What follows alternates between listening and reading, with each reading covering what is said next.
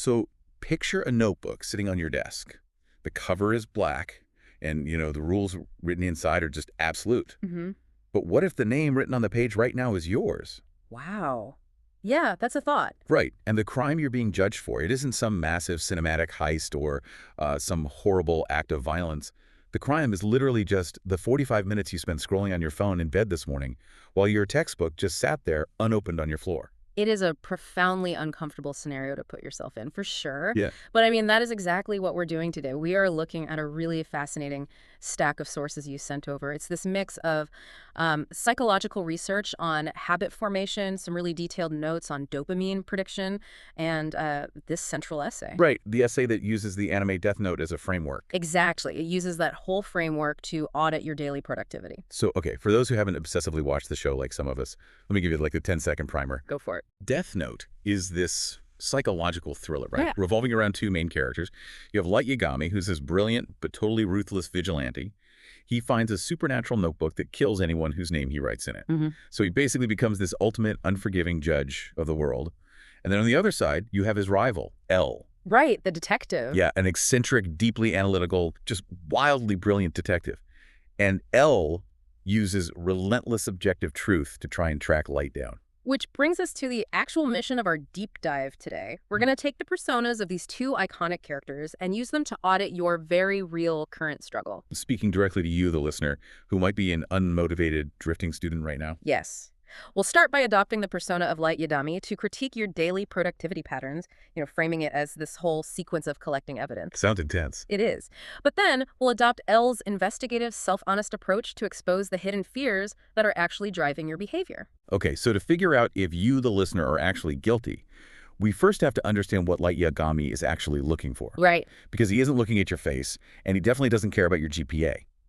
If we're applying his worldview to your productivity, what actually constitutes a crime? Well, according to the framework in these notes, Light doesn't just kill conventional criminals. In this context, he kills waste. Waste? Yeah. In his mind, a wasted life is basically a crime against potential.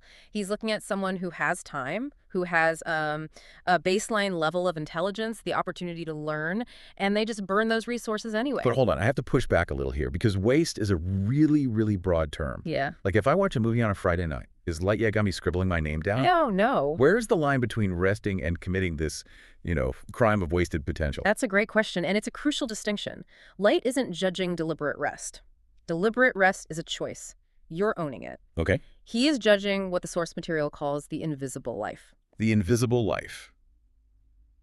Okay, let's unpack this. So you aren't failing because you made this conscious, rebellious decision to drop out and not care.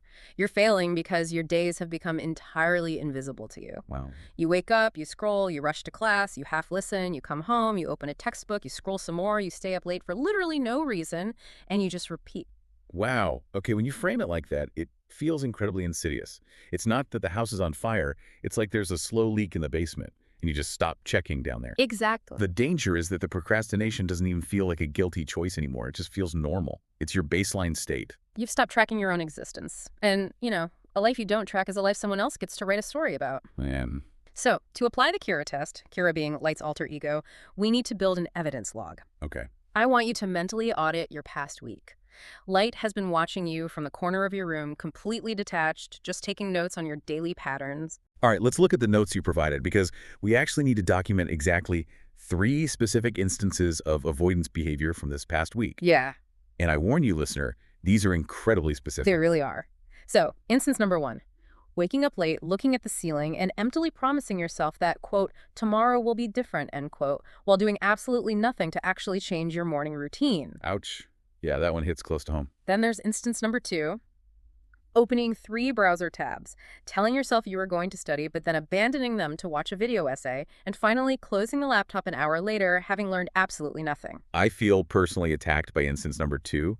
I mean, it's just the illusion of productivity, right? You Yeah. open the tabs, so you feel like a student, but no actual cognitive work is happening. Precisely. And instance number 3, telling yourself you are just tired today and using fatigue as this blanket excuse to avoid friction every single day this week. Just tired today. Yeah, that's a classic. Now, I want you to visualize a table representing your past week, just a simple spreadsheet in your line. Okay, got it. Column A is labeled time wasted. Think about all the hours lost to those three specific behaviors, all that invisible drift. Right. Now look at column B. It is labeled potential gained.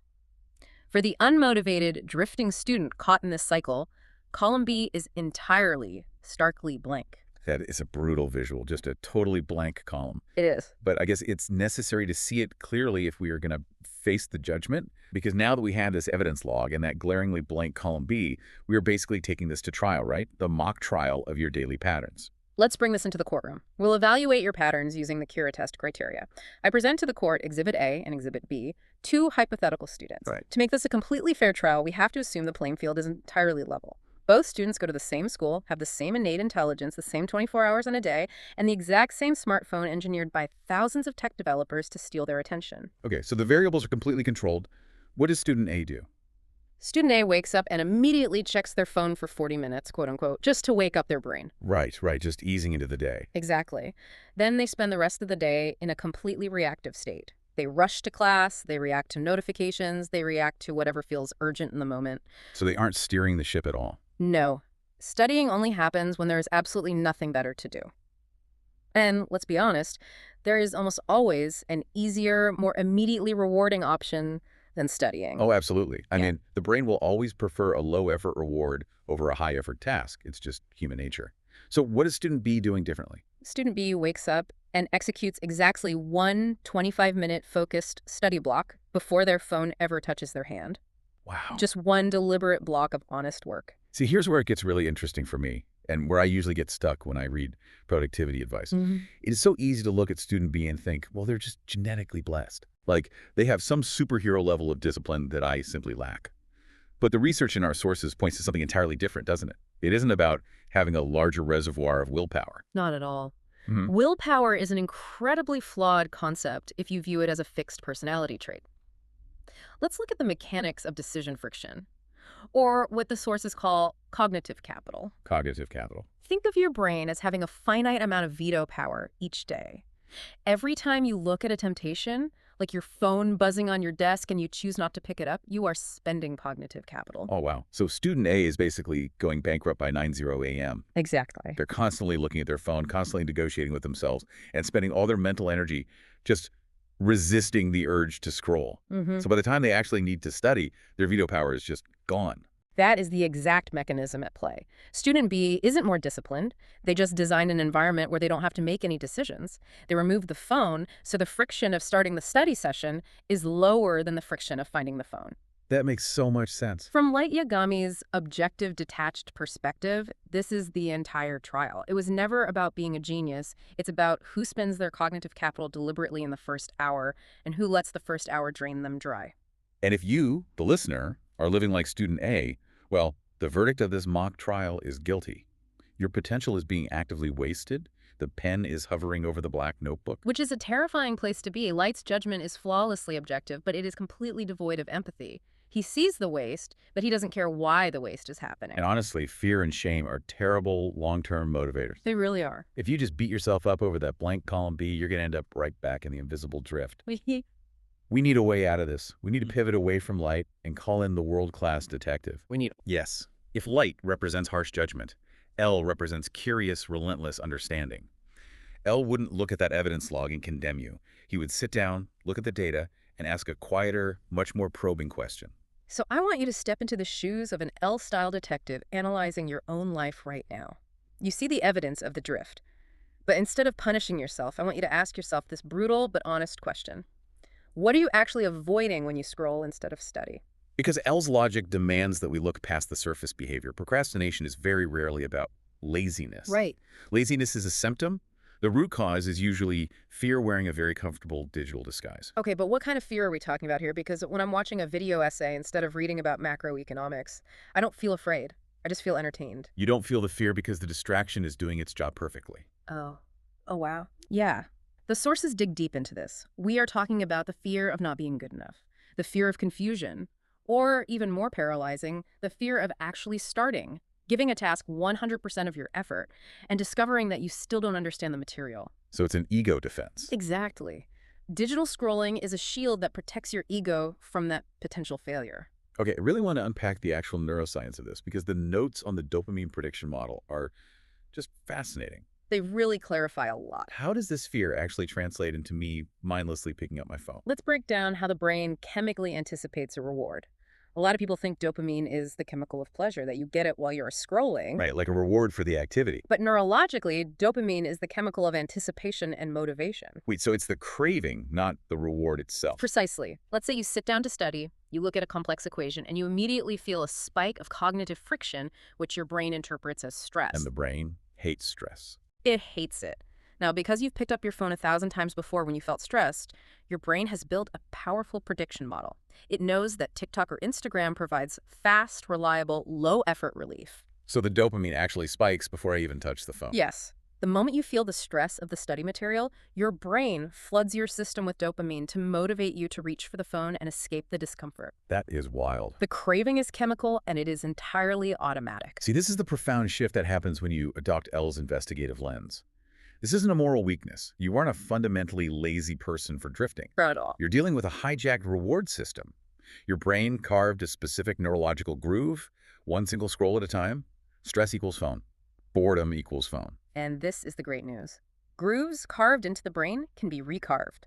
Neurobiology shows us that automatic habits run on a specific circuit, the cue routine reward loop. Okay. If we act like a detective and isolate the cue, that initial feeling of stress or boredom, we can change the routine that follows it. Which brings us to the actual solution. We've collected the evidence like light. We've uncovered the psychological truth like L. Now we need a concrete, actionable way to reverse this pattern of digital procrastination. Right. We're going to develop a 3-step investigative plan to expose and overcome your specific habits. And step 1 begins with acknowledging the L-style productivity standard. Okay, let me guess.